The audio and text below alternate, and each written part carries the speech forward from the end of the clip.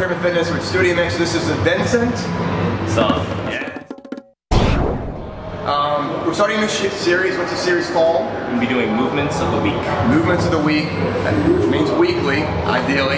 Today, what are we covering? We're going to be covering the front squat, and then more specifically later on, how to achieve that front rack position to get a proper front squat. All right, so front squats, here it is. Let's go to the bar. Thanks for joining us. Vincent. Always remember the callers.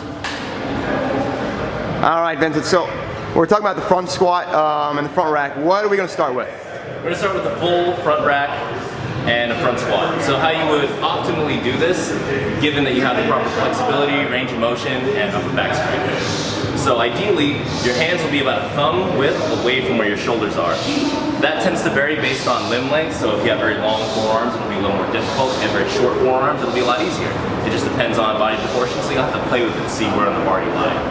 So as you walk in, the mistake a lot of people make is they'll grab the bar nice and tight. Really, you just need to relax the hands, walk into the bar, lift the elbows, and the bar comes off the rack. So if we take a step back, the reason the bar's in front is it counterbalances you and allows you to stay very upright in the front squat position. So you'll be able to sit up here nice and tall, whereas in a regular squat you have to tip forward a little bit. Hi, Vincent. What are some of the problems people might have with the positioning, the wrist, and holding that front rack position? What a lot of people feel is wrist flexibility issues sometimes tends to be shoulder flexibility issues. So if their shoulders are very tight, they won't even be able to lift their elbows up very high, and then the wrist just can't get into that position. If shoulder flexibility isn't an issue and you can get the elbows nice and high, then it becomes having to put your wrist back in that position. Which is why we tell you to leave the bar under your fingertips when you're front squatting, just for the fact that if you're trying to keep it in the palm of your hand, it's a very short lever you're trying to use. You're much more flexible if you use every single joint. Yeah. And reach all the way to your shoulder, as opposed to trying to press here, right where the knuckles are, trying to get that. You got less space and room to go. So shoulders, elbows lifted up, that's a nice point. The wrist opens, and then going farther away on your fingertips allows for that extra extension, that extra space. Exactly, and then the last part of that is having the upper back strength to be able to create that shelf of your shoulders. If you have a very weak upper back, people tend to collapse forward here. So when you try to set anything on your shoulders, it's just going to slide forward and make the front squat very difficult. You need to be able to push that chest out and lift the shoulders up and have that nice, big, I need a date for the problem position. Yes, we love modification. So if you're having issues with it, with that rack, Vincent, what kind of options do you have? So, traditionally how you'll see people do a front squat is, if they can't get that front rack position, they'll tend to come forward here and then put their arms up on the bar. It's just unsafe to do it that way, for the fact that if the bar goes down or you can't keep it up, it'll tend to catch in your elbows and take it with you. The other side is, because of this position, it makes it very easy to round that upper back. And that constant rounding will just keep you in that position for a long time. So it affects that thoracic and the spine. Thoracic and cervical spine, it tends to weaken your back and stretch it out. You don't want that.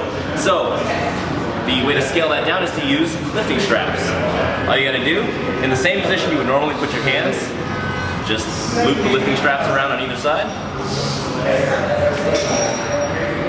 Grab the bottom of the straps and then walk forward just as if you were doing a front squat normally.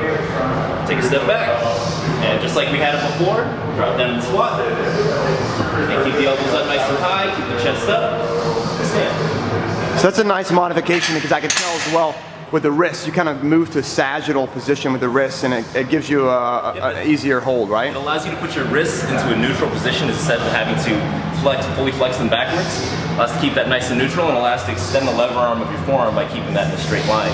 And then it allows you to grab it in a much more comfortable position, where now instead of wrist flexibility, now shoulder flexibility is the only limiting factor. Okay, perfect. And then also, clearly, people feel more comfortable, the spine's going to be in a better position, they'll be upright, and that squat's going to be more effective. Absolutely. Perfect. And if people don't have straps, Vincent, what can we use? I've oftentimes heard, even with my clients, I've been like, oh, let's grab a towel, or what, is a towel a good option? Is that okay? It's perfectly fine as long as it's very thin. The issue is you don't want to lose grip strength because you're grabbing something that's too thick. That's too thick. Ah, nice point. You want to keep it nice and thin. The other option is the longer it is, you can actually loop the hands, so you have a nice safety grab. Ah, perfect. All right, great stuff, Vincent. So now we're talking about pre-front rack. What kind of things can you do before you jump into the movement? Stretches you can do before and after your front squat to assist you in getting that flexibility you want. You can just start with a bar or a rack and load it up with some weight so it doesn't move on you, and just one arm at a time, just get into that front rack position with just that arm, and then push forward and hold. Alright, try to get about 30 seconds on each side. Once you're done, relax, shake the hands out, and then shift to the other side. Alright? If your wrists are still too tight for that, you can actually take it down to the ground, into a squat, point the fingers backwards, and just lean in and press into the floor, and give your forearms and your wrists a good stretch. Also great after a long day of typing. All right, this has been fun today. Thanks for joining us. Next week we're going to be covering the kettlebell swing. Yep, we go over several different variations, international competition style, a Russian style swing, and the infamous CrossFit American style swing. So much to show you. Stick with us, lots to learn. Thanks for joining us. We'll see you again soon.